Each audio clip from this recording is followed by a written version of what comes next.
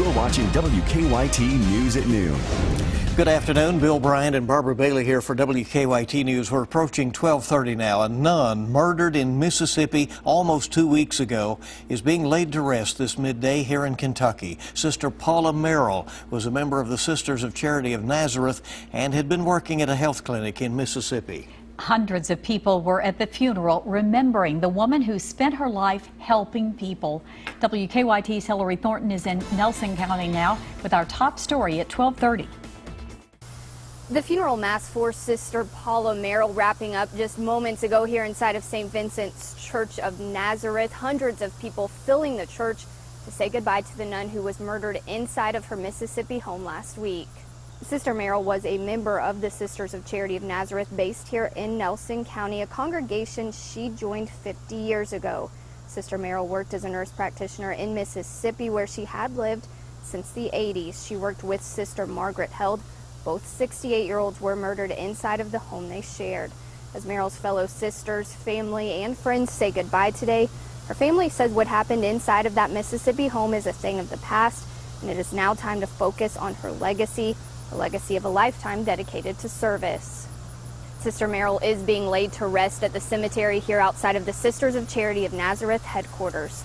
In Nelson County, Hillary Thornton, WKYT. Now, police in Mississippi have arrested Rodney Earl Sanders for the nun's deaths. He's charged with 2 counts of capital murder. After being on the run for more than a week, a Bath County man accused of killing his wife has surrendered to police. And now state police are heading up to Indiana to bring him back here to Kentucky. WKYT's Andrea Walker now at our live desk with the details on that. Andrea?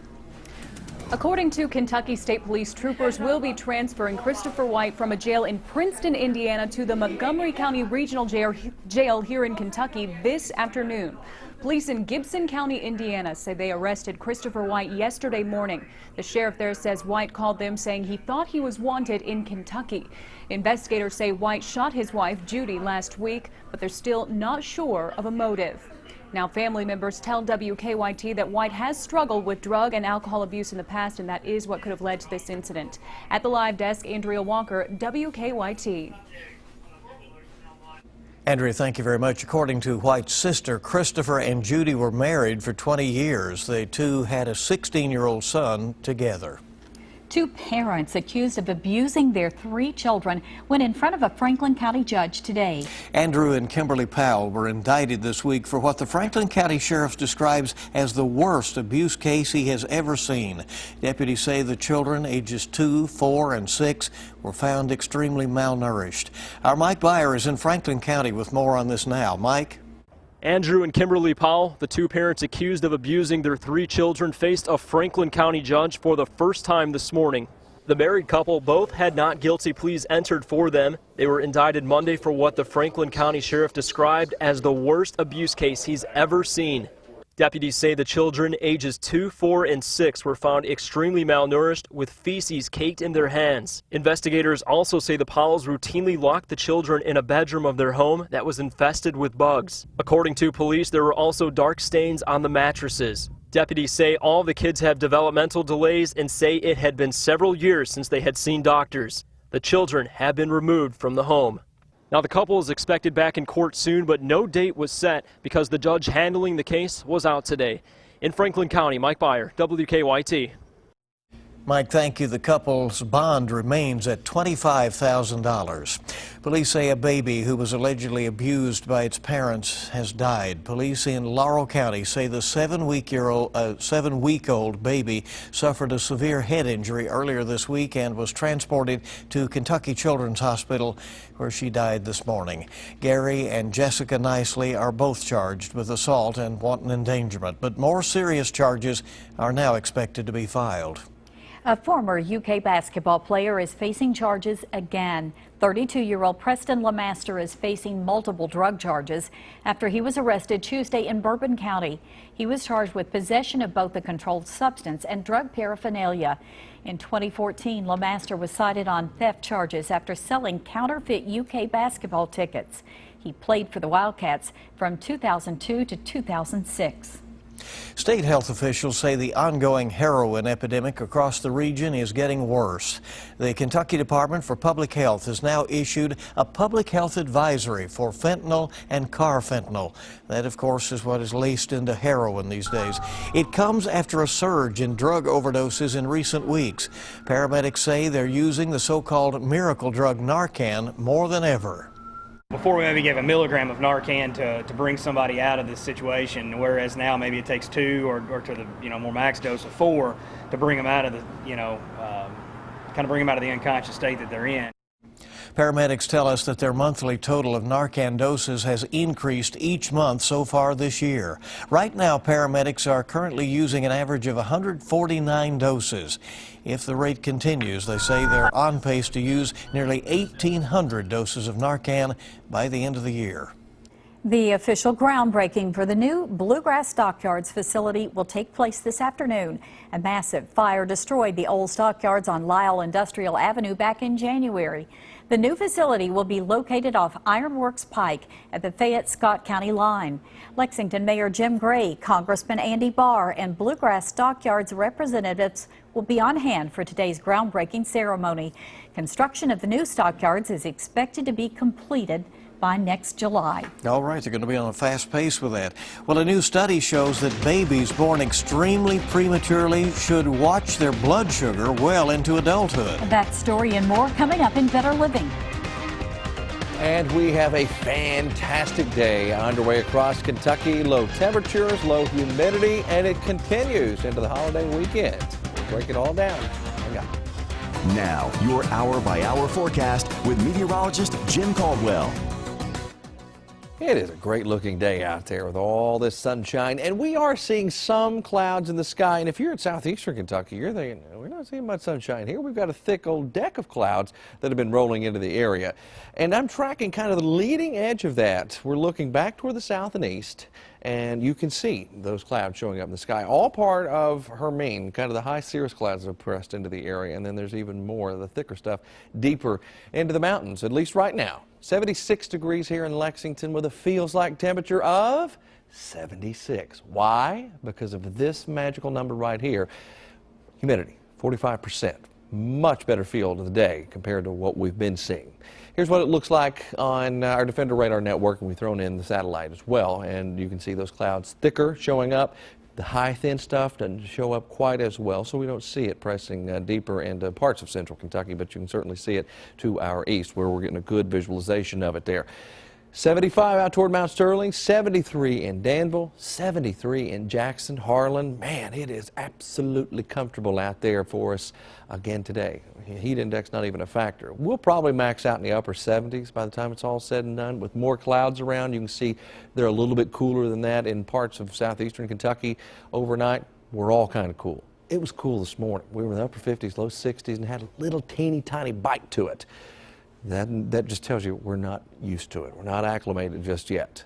So we'll have to give it a few more runs before we can get used to that. Saturday afternoon, Saturday evening, fantastic. Upper 70s, low 80s throughout the entire area. And watch Sunday morning, another coolish kind of morning around here as well. So we keep that cooler air trying to filter in. So area of high pressure sitting to our north will continue to tap air out of Canada, and that's going to drive our temperatures down, as it has today. So we're northerly wind setting up, comes in here around 20 miles per hour. Nice and breezy, and that makes it even cooler, by the way. Not a wind chill, but it certainly makes it feel a little bit worse. So the highs running the show. Hermine is still a tropical storm. Winds are around 50 miles per hour now, moving off toward the northeast around 18. Still going to lay plenty of rain and plenty of wind, but you certainly want to see a storm like this moving at that rate, that 18 miles per hour, because that means it's getting out of here. It's not going to impact us here widespread. Only a small sliver of the Commonwealth could see a small risk later on this evening of a rogue shower, and I could almost push that down a little bit more now, as it looks like it's less and less by the moment because of the trajectory it's going on right now. It will not impact us here in Lexington tomorrow either for the UK game. 81, mostly sunny skies for your tailgate tomorrow kickoff. That is a great feeling kickoff. 74 degrees, and then you see 64 Very nice by the end of the game, maybe even cooler than that in spots. So this is these are the days we've been talking about all week. We've been waiting for, and they're here. So enjoy. We will do that. Easy to do. And thank you so much for being with us throughout this week. We've enjoyed that. Jimmy. It's been a ton of fun, I'll tell you. Getting up at early. Sleep over the weekend. Do something, right? We'll do, yeah. Thank you very much, Jim. A new device could help treat symptoms of sleep apnea, plus the foreign countries that could be most at risk for an outbreak of Zika. Weijia Jiang has details in this Better Living report. The Zika virus could be a threat to some of the world's most vulnerable regions. A new study finds that parts of Africa and the Asia-Pacific region have mosquitoes capable of carrying Zika, which has been linked to severe birth defects. The study says India, China, the Philippines, and Indonesia may be among the countries at greatest risk of an outbreak. Babies that are born extremely premature may need to watch their blood sugar well into adulthood. A study in the journal Pediatrics tracked newborns with a birth weight less than 2.2 pounds. It found by the time they are in their 30s, that group is 4 times more likely to develop abnormal blood glucose. And an implanted nerve stimulator is bringing promising results for people with central sleep apnea. The condition affects about a third of patients with heart failure and occurs when the brain fails to control breathing during sleep. A study in The Lancet says the new device works like a pacemaker and significantly improves apnea symptoms. Those are some of the day's top health stories. Weijia Jiang, CBS News, Washington. And coming up on WKYT News, do you know the truth about prostate cancer? We'll play some trivia and uncover the facts during this Awareness Month. Next on WKYT. Welcome back in. Great to have you here on WKYT. September is Prostate Cancer Awareness Month. And for men, there are a lot of unknowns and a lot of questions, uncertainty, certainly. And to talk more about it, we're joined by Dr. George Privet and Devonna Sayre with Lexington Diagnostic Center and Open MRI. Thanks for coming in. Thank you for having us. You We have want a little game for you. Going to play a game with we are you? ready All to right. go See here. how smart you are. Uh-oh. So there's a lot that's not known about prostate cancer, and it's a hot topic for men and for their families that are affected. So I'm going to say a statement, and you decide if it's true or false. Dr. Privet will tell us if we're correct. All right. So this first one's easy. When talking about prostate cancer, PSA stands for pretty silly activity. True or false? There you go. It's Okay. All right, yes, both correct. I don't know what it stands for. PSA stands for prostate-specific antigen. It's a substance that's produced by the prostate. We're not entirely sure what it does, but there's some produced normally, and then when you get tumors or other infections, the level can go up, and it's an indicator in the blood that we use for helping to diagnose prostate cancer. Need further study after you find that out. That's right. Yeah. Okay, here's another one. If diagnosed with prostate cancer, surgery is only one of many options. I would say Probably. We got some smart people we're here. agreeing Right You here. guys are right. You've been studying last night or something. Yeah, but surgery is one of the options, but there are many others. One of the biggest options that we're learning now is because prostate cancer is so indolent and slow growing in most people, the tumors may outlive you, is to do what's called watchful waiting or active surveillance. That is, just follow it along because it's not an urgent thing. If it does get to the point that it seems that it's could be more serious, and there's hormone treatments, there's radiation treatments, there's freezing treatments, there's ultrasound, focused ultrasound treatments. So there's a whole lot of options right now, and they're all changing. And I would advise all men who think they might have prostate cancer to get lots of opinions and to study about it a lot before. Don't make any rash decisions. Dr. Privet, what advice do you give men who are apprehensive about coming in at all? Number one, the tests themselves and what news they may find.